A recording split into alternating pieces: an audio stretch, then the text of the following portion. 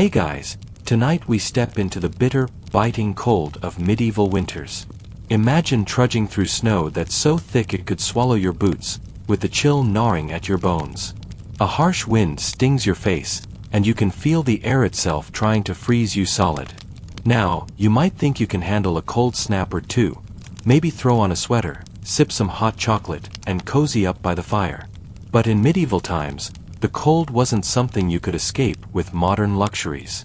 You were out there, battling it daily, often with no choice but to survive. And here's the kicker, surviving wasn't even a given. You probably won't survive this, just a heads up. The freezing winters were more than just uncomfortable, they could be deadly. And that's where tonight's story begins. How children like you survived those brutal winters with nothing but what nature and their family could provide. So before you get comfortable, take a moment to like the video and subscribe, but only if you genuinely enjoy what I do here.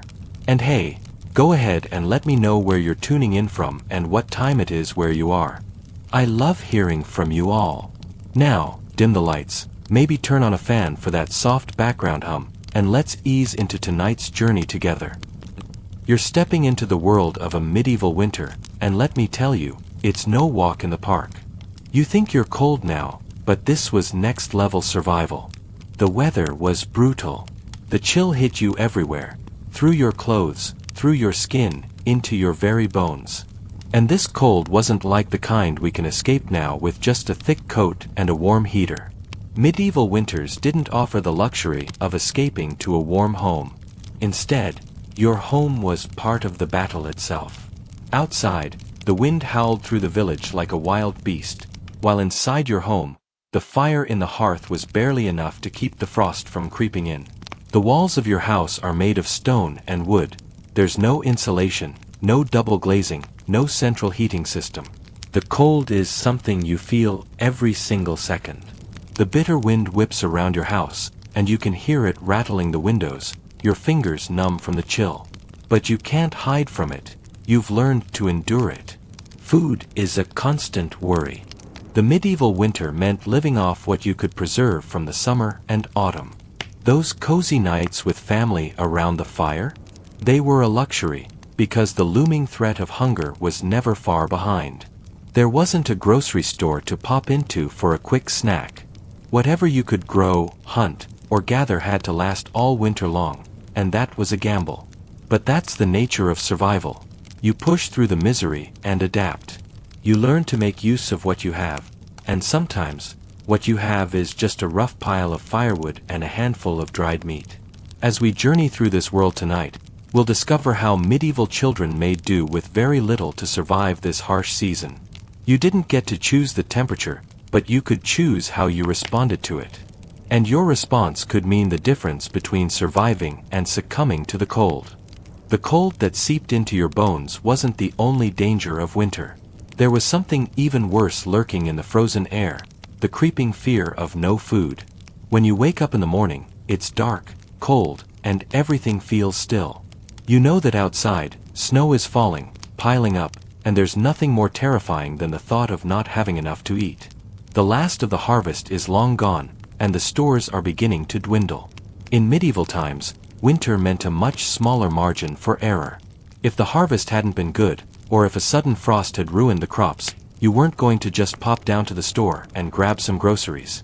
You were left hoping that what you'd stored away would last. But, and here's the kicker, food didn't just vanish. It spoiled, got eaten by rats, or worse, became contaminated by mold. Keeping a food supply safe and intact through the winter wasn't just difficult, it was practically an art. Historians still argue whether medieval families were ever fully prepared for the harshness of winter. Sure, they tried to prepare, but were they really prepared enough? You know the drill. Dried meats, salted fish, barrels of grains, and whatever preserved vegetables you could manage. This is what you're living off. There's no easy fix here. If you're lucky, you might still have a few preserved root vegetables. These would be your main source of nutrition. And, of course, everyone prays that nothing goes wrong, because if it does, you might be facing a real crisis. Starvation wasn't just a risk, it was an ever-present reality. Imagine what it must have been like to eat just a handful of porridge made from whatever grain you could scrounge up, or the last piece of stale bread dunked in broth. Food was rationed so tightly that sometimes you'd eat less just to make sure everyone in your family had a share. It's easy to see how people could become obsessed with food preservation, knowing that a poor winter could lead to the painful slow death of hunger. And those food shortages? They were often worse for the children. While the adults could survive off meager portions, kids were often left to fend for themselves with what little was left. But it wasn't just the poor harvests that threatened your survival, it was the total lack of options. If food runs out, you can't just order a pizza. You might have to resort to desperate measures, hunting for whatever game might still be out there, even in the dead of winter. You can try to trap birds or catch small animals like rabbits, but they're few and far between, and they're often already huddling down for the winter themselves. If you can't catch anything, you make do with whatever else might be lying around. The concept of waste not, want not, was more than just a saying, it was an everyday reality. So, you get creative, finding ways to stretch your supplies. You reuse scraps, grind up what you can, and make broths that barely qualify as meals but can fill the stomach enough to get you through the day. This is your life now. Survival by ingenuity, by trial and error. And all the while, there's that gnawing fear that tomorrow, there may be nothing left to eat. The cold inside your home isn't much better than the freezing air outside. Medieval houses weren't designed to be cozy. You might think a roof over your head would shield you from the worst, but in reality, it was barely enough to keep you from freezing solid. Medieval architecture wasn't about comfort, it was about survival. Your home, made of stone and timber, had gaps in the walls that let in drafts, and the floor was either stone or earth. There was no insulation, and the roof? Well, the roof was made of thatch or wooden planks, with plenty of spaces where the wind could slip through. The hearth is your lifeline, the one thing standing between you and the freezing cold. But even that doesn't provide much comfort. The fire crackles, sending out its faint warmth, but it's nowhere near enough to heat the entire room. You huddle close to it, maybe sitting with your back pressed against the stones, trying to soak up whatever warmth you can. The rest of the house is frigid, and it's not uncommon for the cold to creep into your bones, leaving you shivering even when you're inside. Historians still argue whether the medieval hearth really provided enough warmth for the whole household. Some say it did, and that families simply learned to adapt to the chillier corners of their homes. Others believe the hearth was more symbolic than practical, offering little relief beyond a cozy spot for the family to gather around during the day. But the fact remains that winters were long, and those cozy family nights around the fire were precious moments of warmth amidst endless cold. Imagine this. You're bundled up in your rough woolen tunic, the warmth from the fire only reaching a few inches of your body at a time. It's not nearly enough to stave off the cold that's threatening to seep into your very bones. You might even have to sleep with your entire family in the same room just to stay warm, climbing into a bed piled high with blankets that weigh you down like bricks. It's crowded, it's uncomfortable, and it's cold, but it's better than the alternative. The harsh winter nights were the stuff of nightmares. Even the youngest children would find it difficult to get any sleep, waking up in the night to huddle together for warmth. But you have to sleep. You have to rest, because the next day brings its own challenges. And when you wake up, the cold will still be there, lingering, trying to invade your home, your body, and your mind. There's no escaping it. In this world, surviving the winter meant learning to live with discomfort. People adapted to the cold, accepting it as a part of their everyday lives. Even the meals were tailored to combat the chill. Warm porridge and broths became staples, both filling and comforting. But even when food was scarce, the hearth was the one constant you could rely on to bring some semblance of normalcy. It wasn't much, but it was enough to keep you going through the coldest, darkest months of the year. Now, if there's one thing you can count on during a medieval winter, it's that you're going to be bundled up like a walking bundle of fabric. The cold cuts through everything, your skin, your muscles, your bones, and the only way to fight it is with layers upon layers of clothing. But don't get the idea that these are cute, stylish winter outfits like you'd find in a modern shopping mall. No, these clothes are practical, not fashionable, because when you're living in a time where life expectancy isn't exactly high, looking good in the snow doesn't exactly make the top of your list. You start with a woolen tunic, thick and scratchy, but it keeps you warm, sort of. Wool is a lifesaver in medieval winters. It traps heat and allows some breathability, which is crucial when you're going from freezing outdoors to even colder indoors. Then, over the tunic, you add a woolen cloak, maybe with a hood, to keep the wind from biting your face. If you're lucky, it might be lined with some fur. But not everyone gets that luxury. Fur was expensive, a commodity reserved for the wealthier families, or at least those who had the means to hunt it. Underneath all of this, you wear undergarments made from linen. You might think linen's a weird choice, but medieval folks knew that linen is surprisingly effective at wicking moisture away from the skin.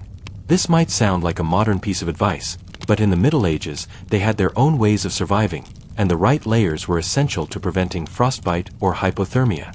Historians still argue about how effective these layered clothing systems really were. Some say the sheer amount of wool people wore saved lives by providing a basic insulation barrier.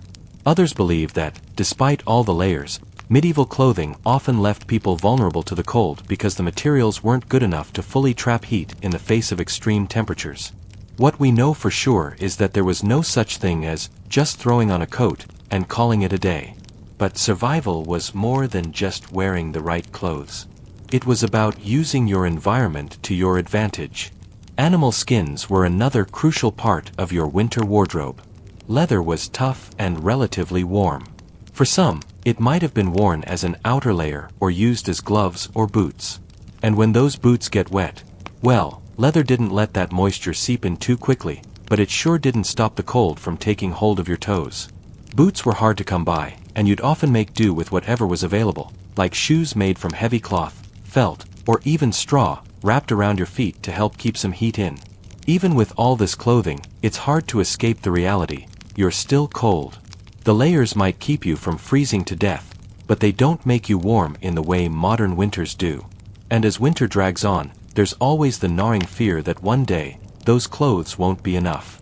But for now, you keep your head down, trudge forward, and pray that your family and your clothes will be enough to get you through the season. After all, it's not just about surviving the cold, it's about surviving the cold while your body is constantly working against you. As night falls, you crawl into bed, tired from a long day of enduring the cold. But don't expect a peaceful, cozy night's sleep. Not here. The night in medieval times wasn't like the warmth and comfort we know today. Instead, it was a battleground between you and the chill. Your bed, if you were lucky enough to have one, is nothing more than a thin mattress made of straw, with a few blankets that were either hand-woven or purchased from a nearby market, assuming your family had enough resources. If not, your bed might just consist of a pile of blankets and furs piled high to keep you from freezing. But even these luxuries come with their own set of issues. The straw in your bed might not be the softest material, and it's far from comfortable, but it serves a purpose. It keeps your body off the cold ground. The floor itself is often made of stone or dirt, and it doesn't matter how many blankets you pile on top of you, you're going to feel the cold creeping up from the floor and chilling your bones. This is where medieval families really understood the value of body heat. It's not uncommon for multiple family members to share the same bed during the winter months.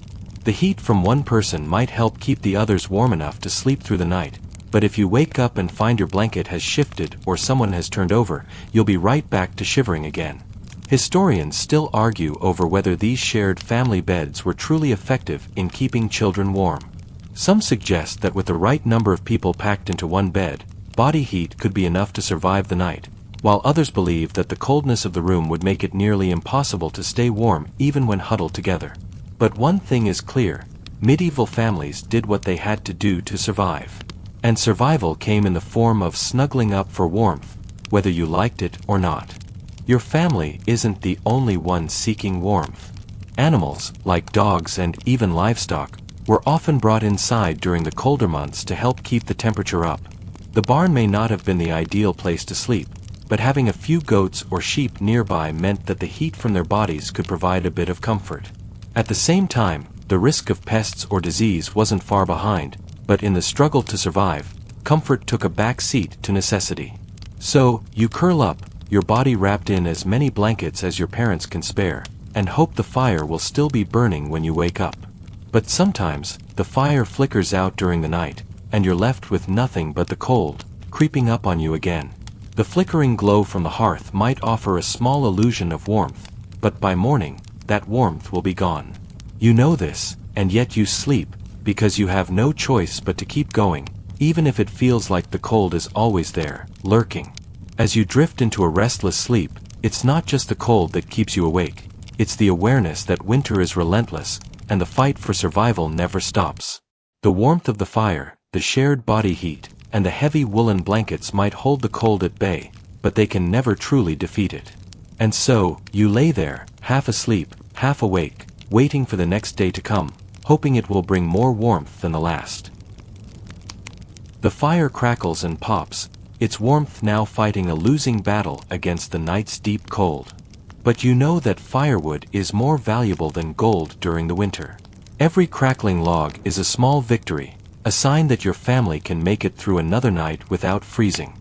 But unlike the firewood of today, which we toss into a modern furnace with little thought, the firewood of medieval winters was rationed with precision. You don't just burn it recklessly. Each piece is treated like a precious resource, something that has to last through the long, bitter nights. The supply of firewood in the medieval world was not limitless. For a family, finding enough wood to burn through the winter was a matter of life and death. Some villages had communal woodlands, where locals could gather deadwood, but even those resources were often stretched thin, especially after a harsh season. If your family didn't have access to wood or your supply ran out too soon, your home could become dangerously cold, and survival would be at risk. But here's the thing, wood wasn't just burned to keep the cold at bay. It was essential for cooking, too. Medieval families couldn't rely on modern kitchens with stoves, microwaves, or even simple gas burners. Instead, every meal required a fire, often one that burned long enough to cook large pots of food. In a way, fire was the backbone of survival. Without it, there was no heat, no food, and no hope of making it through the long winter. Historians still argue over how families managed their firewood supply.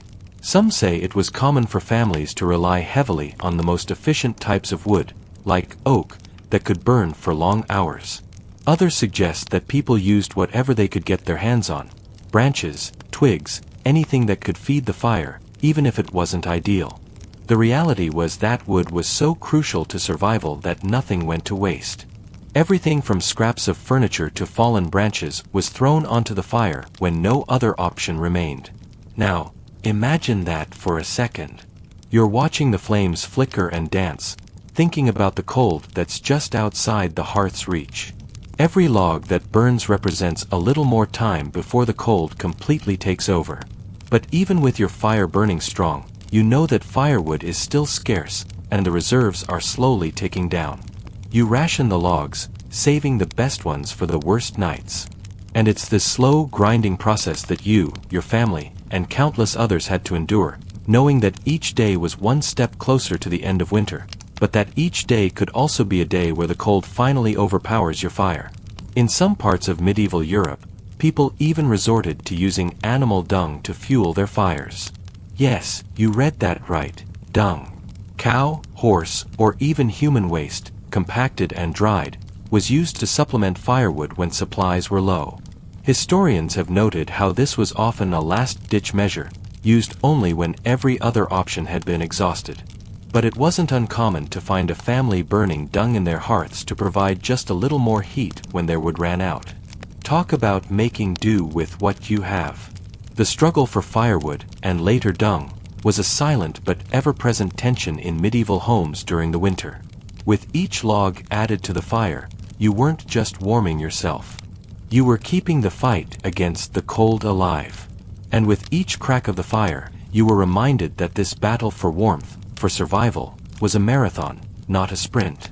As the snow falls heavily outside, you realize that water is another luxury you can no longer take for granted. The freezing temperatures make water sources difficult to access. In medieval times, winter meant that rivers, streams, and even wells would freeze over, and getting water was no easy task. Your family might have relied on a well near the house, but during the colder months, the water would turn to ice. So, getting water involved chopping through thick ice or waiting for the sun to rise and thaw out the surface just enough to access a drink. But even when the ice is thin enough to break, the task of gathering water becomes dangerous. You can't just turn a tap and fill up a glass. Instead, you have to haul water from outside to bring it inside, all while avoiding frostbite on your hands and toes. And once it's inside, the struggle doesn't stop. If you leave water outside or in an unheated room, it'll freeze again, and you'll be back to square one. You can't just keep a jug of water in the kitchen. Everything is too cold. Historians still argue how medieval families managed to get through the winter months when it came to water. Did they have ways of storing water that we don't know about today? Or did they simply ration it, using what little they had for the most essential tasks, drinking, cooking, and maybe washing? We don't have all the answers, but one thing's for sure: the struggle for water was a constant one. It wasn't just about drinking.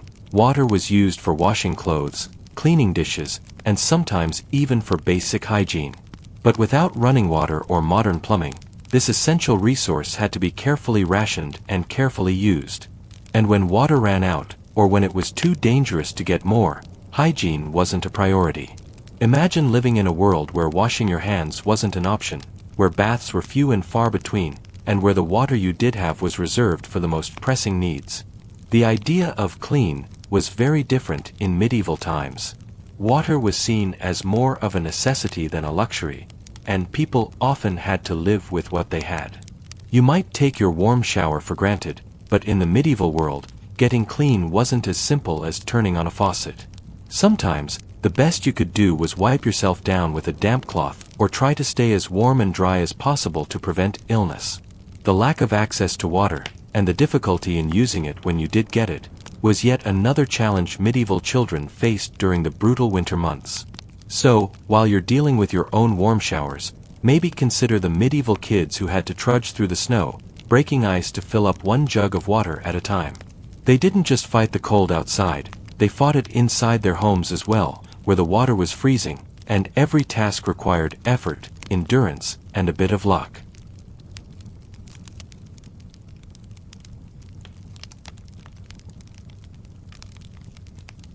In the midst of these daily struggles, one of the most terrifying and often fatal realities of medieval winters was the ever-present threat of disease. The cold, along with the unsanitary conditions of living, created the perfect environment for illnesses to spread. You might not think of it right away, but being cold isn't just uncomfortable. It can lower your immune system, leaving you more vulnerable to disease. And in the medieval world, illness could spread like wildfire. Your body might already be weakened by the cold, and when you add poor nutrition, inadequate shelter, and the lack of access to clean water, it's no wonder that diseases like the flu, pneumonia, and the common cold took a deadly toll during the winter months. But there was something even worse: the dreaded plagues that wiped out entire villages, leaving only a few survivors. Imagine this: one day, a neighbor comes down with a cough. By the end of the week, their entire family is bedridden, too weak to rise from their beds. That cough might have been a simple cold at first, but now it's something worse. A fever strikes, and no one has the medicine to stop it. With no antibiotics or even any real understanding of viruses and bacteria, medieval people were forced to rely on herbal remedies, superstitions, and prayer to get better. But many didn't survive. The poor were especially vulnerable, living in overcrowded homes with poor sanitation, where diseases could easily spread from person to person. Historians still argue whether medieval families were truly aware of how diseases spread, or if they simply did what they could to avoid contamination through folk remedies and rituals. Some believe that people had a rudimentary understanding of hygiene and the importance of isolating the sick. Others argue that medieval society didn't recognize the true causes of disease until much later. One thing is clear, though: winters were particularly brutal, not just for the cold, but for the risk of getting sick. Illness could tear through families, leaving them devastated in the middle of winter when survival was already on a knife's edge. There's also the issue of hygiene. which wasn't exactly a priority when your main focus was staying warm and fed. Bathing was rare, as the cold made it nearly impossible to maintain cleanliness, and in some places, people would go months without washing. The combination of poor hygiene and overcrowded living conditions in medieval homes made the spread of disease even more inevitable. When the weather got colder, people huddled together for warmth, often in close quarters with family and livestock, which made it easier for diseases to spread from one person to another. But there's something even more chilling about the winter disease cycle. In some places, it wasn't just common illnesses that took hold, it was the notorious plagues. Whether it was the Black Death or other epidemics, people feared the winter months because they knew that disease would thrive in those dark, damp conditions. When the plague hit, it didn't discriminate. It wiped out whole communities, often taking the youngest and most vulnerable first. Medieval children were particularly at risk, their immune systems not yet strong enough to fend off the ravaging sickness. If you managed to survive the cold and hunger, the risk of illness was still always lurking in the background, waiting to take you when you were weakest. The constant threat of disease during the long winter months was a grim reminder that survival was never guaranteed. In fact, it often felt like you were just one cough, one bad frost, away from losing everything. As the long nights stretch on, and the bitter winds howl outside, the silence inside your home is only broken by the crackling of the fire and the occasional rustle of blankets. Without electricity or the convenience of modern entertainment, medieval winters were long and monotonous, especially for children. The days were short, and as the sun set by mid-afternoon, the world outside seemed to fall into a deep, almost unending darkness. There was no Netflix, no PlayStation, no phone to pass the time. So, what did medieval kids do during the dark, cold evenings? Well, they got creative. With no artificial light except for the flickering hearth, the options for entertainment were limited, but not non-existent. Storytelling became a vital part of winter life. Imagine gathering around the fire, the warmth of the flames brushing your face, as an elder begins to spin tales of far-off lands, mythical creatures, and the great heroes of old. These stories were often passed down through generations, a way to preserve history, impart morals, and entertain. Historians still argue whether the stories medieval families told were purely for entertainment, or if they served a deeper purpose, like teaching life lessons or instilling fear of the unknown. Some scholars believe that storytelling was used to prepare children for the hardships they would face, while others argue it was mostly a form of escapism, a way to forget the brutal realities of medieval life. Whatever the reason, these stories became the heart of many winter nights. And for you, as a medieval child, those tales weren't just a way to pass time, they were a way to feel connected to something larger than your own small world. But it wasn't just storytelling that filled the dark hours. Children would often play simple games, many of which involved movement to keep warm.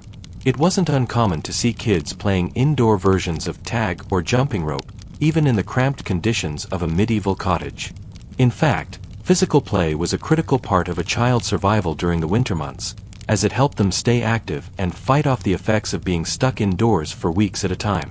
In some families, kids might make do with simple toys, like wooden dolls or carved animals, which were easy to create with little more than a knife and a block of wood.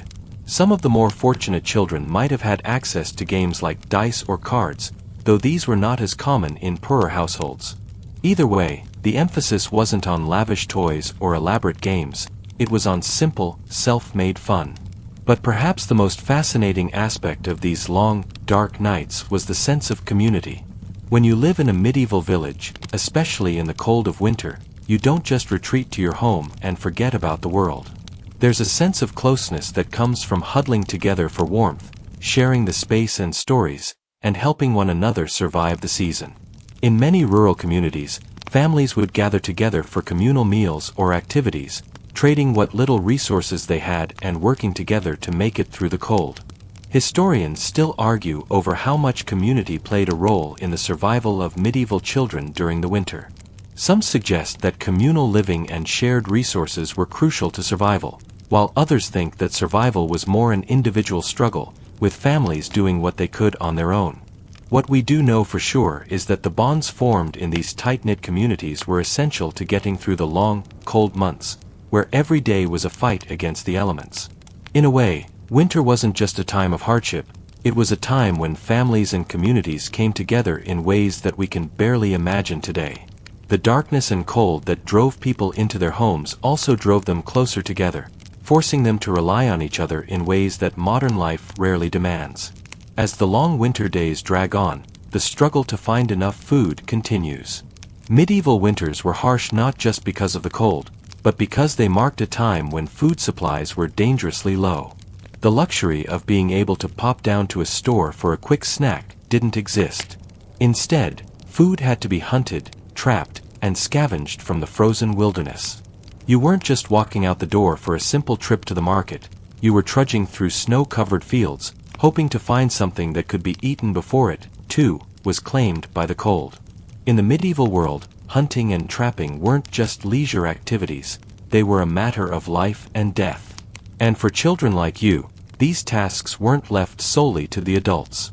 If you were old enough, you'd be expected to help with hunting, whether it was setting snares for rabbits or tracking game through the snow. It wasn't glamorous, and it wasn't easy, but it was essential for survival. Historians still argue whether medieval children were expected to hunt and trap as regularly as the adults did, or if these were tasks that were more often left to older children or the adults in the family. Some believe that hunting was seen as a skill passed down through generations, and children began learning how to handle traps and bows from a very young age. Others suggest that hunting was largely left to the men, with women and children helping in more passive ways, like collecting berries or tending to the small livestock. One of the most common animals hunted during these winter months was the deer. Its meat was a valuable source of protein, and its hide could be used to make clothes. But deer were not the easiest to hunt, and their elusive nature meant that most families didn't get them regularly. Instead, people often relied on smaller animals like rabbits, hares, and birds to provide enough food to get by. Trapping was an art form in itself, and medieval children were often tasked with checking traps set throughout the village or the surrounding forest. These traps, whether they were simple snares or more complex pit traps, needed to be checked regularly, or they would become frozen and useless. But hunting wasn't the only way to survive the winter. The importance of scavenging cannot be overstated. If you couldn't find fresh game, you might be forced to eat whatever scraps could be found. This could include things like frozen roots, berries, and other wild plants, or even parts of the animals that were often overlooked in more prosperous times. Historians still debate how much scavenging played a role in medieval diets, but it's clear that when survival was at stake, anything that could be eaten was worth collecting. In some parts of medieval Europe, fishing was also an important winter activity. Rivers and lakes might freeze over, but the fish didn't stop swimming. Families who lived near bodies of water might have had ice fishing holes, where they'd try to catch whatever fish they could during the deep cold. It wasn't a guaranteed method, but it provided a welcome boost to the food supply when the land was barren. In some ways, this aspect of medieval life highlights a certain ingenuity, finding ways to make do with the little you had. Every bit of food, no matter how small, was a piece of the puzzle that would allow you to survive until spring. And this wasn't just about physical survival, it was about mental survival, too. The knowledge that you could go out into the cold, set a trap, and come back with something to eat gave you a sense of agency, of control over your situation, even when the odds seemed stacked against you. So, there you are, trudging through the snow, checking traps or searching for a game trail. The cold bites at your nose and fingers, but the promise of food, of survival, keeps you going. And it's in those moments, those small successes of bringing back a rabbit or finding a fish in the ice, that you can take comfort. You've made it through another day, and one more meal might just be the thing that gets you through to the end of winter. Starvation wasn't just a fear, it was a reality that many medieval families faced. In the dead of winter, when food was running low, the constant worry about whether you would have enough to eat could overshadow everything else. And when there wasn't enough food, the effects weren't just physical, they were psychological as well. Children, in particular, were vulnerable to the slow, grinding effects of hunger. It starts with a gnawing feeling in your stomach, something you can't ignore, even though you're doing your best to stay strong. You might not even realize how long it's been since you had a proper meal. Bread has been in short supply, and the few vegetables left in storage have been eaten, or are starting to rot. Even the dried meat that seemed like a lifesaver at first is now starting to run low, and your family is forced to ration it. What little there is stretched thin, cooked into thin broths or used sparingly in whatever dishes you can manage to prepare. But it's not enough. And the hunger is starting to show. Historians still argue whether medieval families truly understood the dangers of starvation, or if they simply accepted it as part of life. Some suggest that people in the past were more in tune with the signs of malnutrition, while others believe that hunger was so common that it was just considered a normal part of life, something to be endured. What we do know is that the effects of starvation were devastating, not just physically but mentally. Hunger can make you weak, lethargic, and unable to think clearly. It reduces your body's ability to fight off illness, and in the worst cases, it leads to death. For children, the effects of starvation were especially severe. A lack of proper nutrients could stunt growth, damage organs, and weaken the immune system. This made kids more vulnerable to diseases, which were already running rampant in the cold, unsanitary conditions. And when food was scarce, it wasn't just a few meals that were skipped, it was entire days of meager rations, followed by long stretches of time where your body had to survive on nothing more than scraps. It's easy to see why hunger was such a constant companion in the winter months. In these situations, people often relied on what they could find, anything to fill the stomach, even if it wasn't the healthiest. Roots, berries, and even weeds could sometimes be found in the wild, and families would forage for anything that could be consumed. But the problem with these foraged foods was that they weren't always nutritious, and they often didn't provide the sustenance needed to make it through the winter. For children, this meant that malnutrition was a very real concern. And even if you could manage to find some food, it might not be enough to stave off the symptoms of starvation for long. But it wasn't just the lack of food that made winter so dangerous, it was also the mental toll it took on everyone. Knowing that there wasn't enough food to go around, constantly worrying about whether there would be anything to eat the next day, could break a person's spirit. The anxiety of wondering if you or your siblings would go without was a pressure that could easily become overwhelming. For medieval children, the cold, the hunger, and the fear were all part of the same unrelenting struggle. Still, people endured. They found ways to survive, often through sheer force of will. The resilience of medieval children in the face of hunger and hardship was something that carried through generations, passed down in the form of survival skills, traditions, and, perhaps most importantly, hope. Because as bad as things might get, there was always the hope that spring would eventually come, that the days of hunger would be over, and life would begin anew. But in the dead of winter, when everything seems bleak, that hope can feel impossibly far away. Yet, in the heart of every child facing starvation, there's a quiet defiance. You may not have control over the weather, or the crops, or the resources available, but you do have control over your determination. And as long as that determination burns, there's always a chance, no matter how slim, that survival is within reach.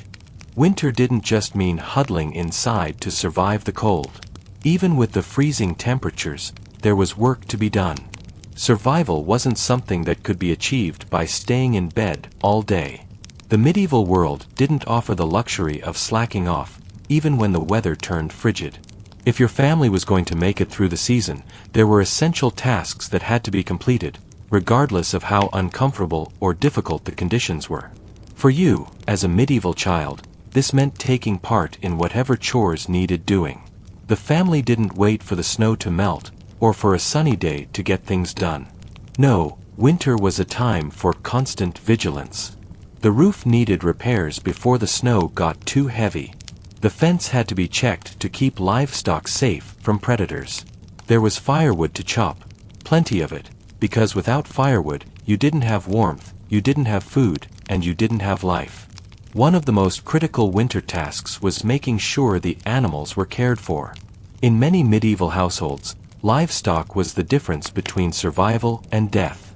Without cows, sheep, goats, and chickens, there would be no milk, no wool, no eggs. And when the temperature drops, these animals need to be protected just as much as the humans do. So, you're out in the cold, feeding them, checking on them, and making sure they're safe from the elements. You can't afford to have an animal fall ill or die in the winter. You need every single one of them to make it through. Historians still argue about the extent to which children were involved in these agricultural tasks. Some suggest that children were an integral part of farm life, helping out with chores from a very young age. Others believe that kids were more likely to help with lighter duties, leaving the heavier labor to the adults. But one thing is clear: no one got to rest during the winter. Whether it was feeding animals, repairing fences, or keeping the fire burning, there was work to do, and it was essential for survival. The same went for hunting and trapping. If the family didn't have enough food stored, someone had to go out and find it. That someone often wasn't just the father, it was anyone who could help. Even if you were a child, if you were old enough to set a trap, track an animal, or carry back firewood, you were expected to pitch in. The entire family depended on each other, and there were no exceptions. If the children didn't help, the family would struggle even more. But it wasn't all just physical labor. In a way, winter could also be a time of reflection and connection. With so much time spent indoors, there was space for families to bond, to reflect on the year gone by, and to plan for the year ahead. Storytelling, as we've already seen, played a huge role in keeping spirits up during these cold months. There was also singing, or perhaps praying together, as families found ways to keep their minds occupied and their spirits strong. Yet, there's something inherently isolating about the winter, too. The snow and the cold make travel nearly impossible, and many villages felt as if they were cut off from the world during the colder months. If you didn't have much contact with other people during the winter, you could start to feel the weight of solitude. The quiet of winter, while beautiful in its own way, could also make the long days feel endless. Historians still argue whether the lack of social interaction made the medieval winter months feel longer. Some believe the isolation was brutal, while others think the tight-knit nature of medieval communities made up for the lack of external contact. But one thing is certain: the winter months required resilience, and it was a time for people to pull together and rely on each other. So, as you wake up each morning and venture outside into the snow to check on the animals, feed them, or bring in more firewood, you understand that winter isn't a time to be weak. You don't have the luxury of ignoring your responsibilities, no matter how cold it is. It's not about how comfortable you are, it's about surviving the season. Each task you complete is another step toward making it through to the other side. And no matter how long the winter may feel, you know that spring is on the horizon. But until then, you keep going, because survival isn't optional. Despite the relentless cold, there was always a glimmer of warmth and comfort in the form of animal companions. You didn't just have pets for companionship as we think of them today. Animals were vital to survival during the harsh winter months. The companionship of a dog, or even a cat, was crucial for emotional comfort. But more than that, animals were your partners in the struggle to stay alive. Imagine yourself waking up in the morning to find a thick layer of frost coating the window. The cold cuts through the air, and you can see your breath misting in front of you. But just beside you, curled up in the corner, is the warmth of a dog or a cat. These animals weren't just there for company, they had a role to play. Dogs could help with hunting and herding, while cats, with their sharp instincts, were excellent at keeping pests like rats and mice in check.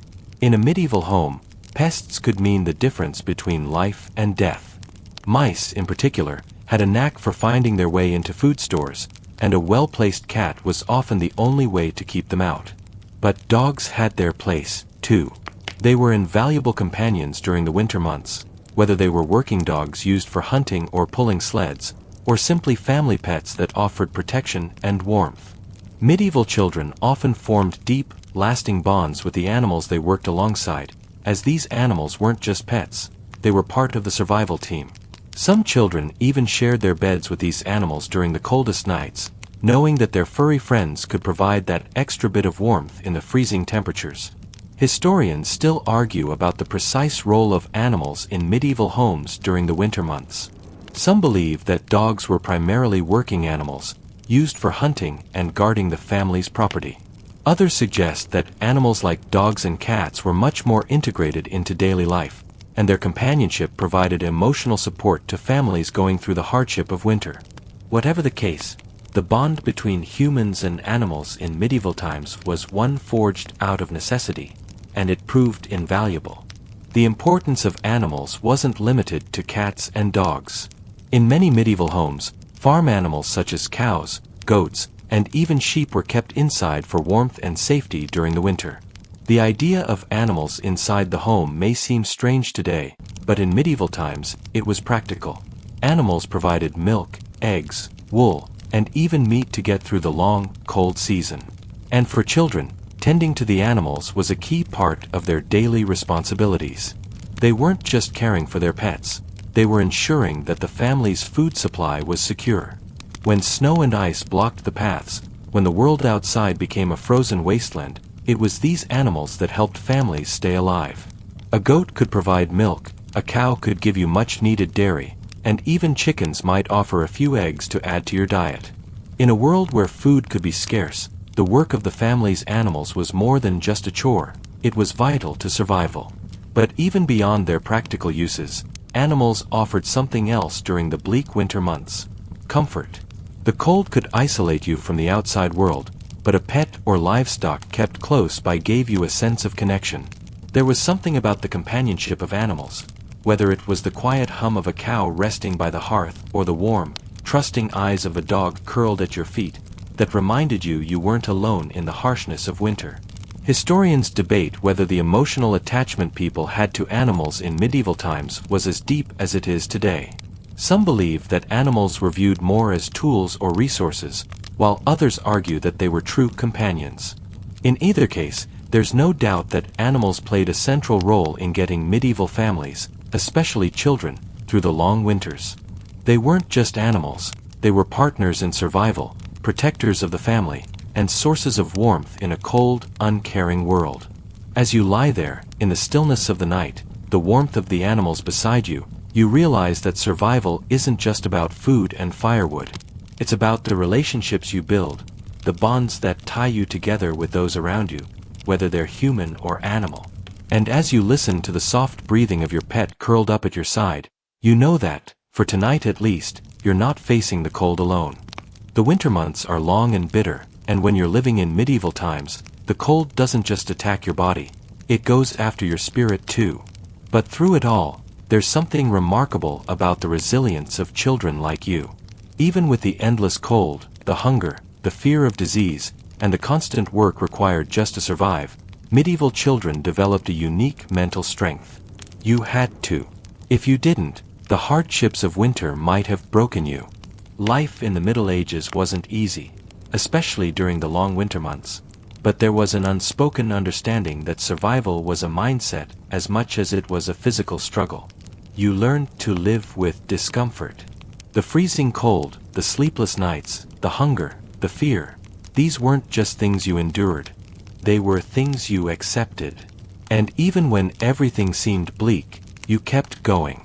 This survival mindset was passed down, generation after generation, and it became embedded in the very fabric of medieval life.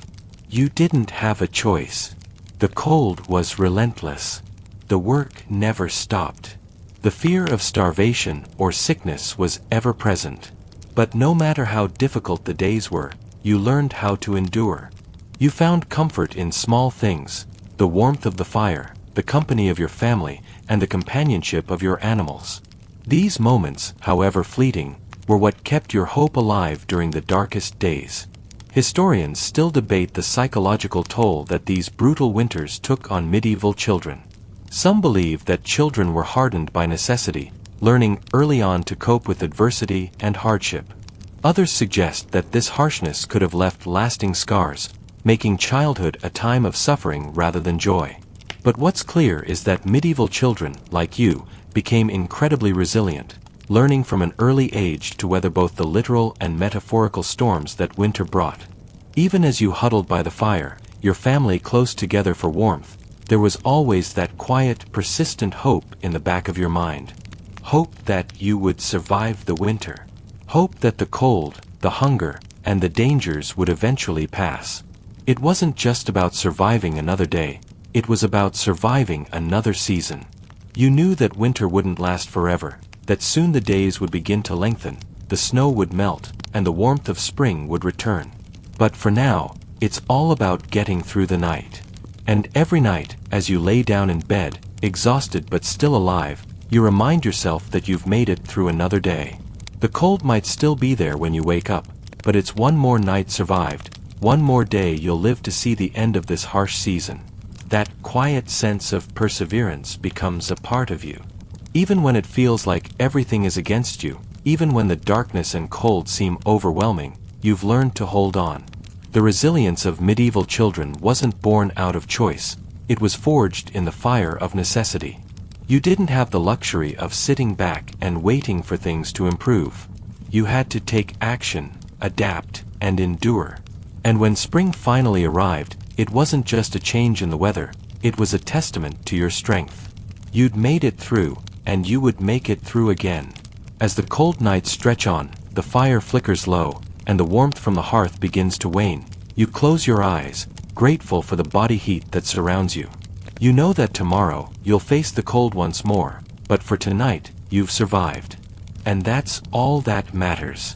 As winter slowly begins to lose its grip, you sense the first subtle hints of change. The days, though still cold, stretch just a little longer. The snow begins to melt in places, revealing patches of earth that had been hidden for months. The first signs of spring, small, tentative shoots poking through the ground, offer a glimpse of hope, a reminder that even the harshest seasons come to an end. You've made it. The end of winter is in sight, and although the cold will linger for a little while longer, there's a sense of relief in the air. You've survived, and the world is waking up again. But before you let yourself fully relax, you're reminded of the one thing that hasn't changed. The winter is still with you, just a little longer. The cold hasn't disappeared completely, and there's still work to be done. The last of the firewood needs to be used up. The remaining supplies of food need to be carefully rationed until spring finally arrives in full force. The animals still need to be cared for, the household tasks continue, and the threat of disease isn't gone yet. However, as you wake up each morning and face the cold once more, you do so with a new sense of strength. Winter has tested you, pushed you to the brink, and yet here you are, still standing. That's something to be proud of. The cold, the hunger, the fear, they were all part of the same struggle. And now, with the first stirrings of spring, it's clear that survival isn't just about getting through one season. It's about holding on, staying strong, and knowing that better days are coming. Historians debate what the end of winter meant for medieval children. Some suggest that the relief of spring didn't come without a sense of caution. The end of winter wasn't like flipping a switch, it was a slow, gradual thawing. The cold could return at any time, and the struggle wasn't entirely over. But that's the thing about surviving harsh winters. Even when the cold ends, the lessons it taught you stay with you. You carry that strength with you, like a quiet echo of resilience that's burned into your spirit. You've learned how to adapt, to endure, and to find hope in the small, fleeting moments of warmth. Whether it was the shared heat of a crowded bed, the soft glow of the fire, or the quiet companionship of your animals, these things kept you going. You've learned the true meaning of survival. It wasn't about finding the easiest path or avoiding discomfort. It was about facing the cold head-on, knowing that every day you made it through was a victory in itself. The harshness of winter might have left its mark on you, but it's also given you something invaluable, a deep, unshakable sense of resilience. As spring begins to break through, you know that whatever challenges the next season brings, you'll face them with the same strength and determination that carried you through the long, dark months. And so, as you close your eyes for the night, surrounded by the last remnants of winter, there's a peace in knowing that the worst is over. The frost may still be there, the cold may still bite, but the warmth of spring is just around the corner. And you've made it. You've survived.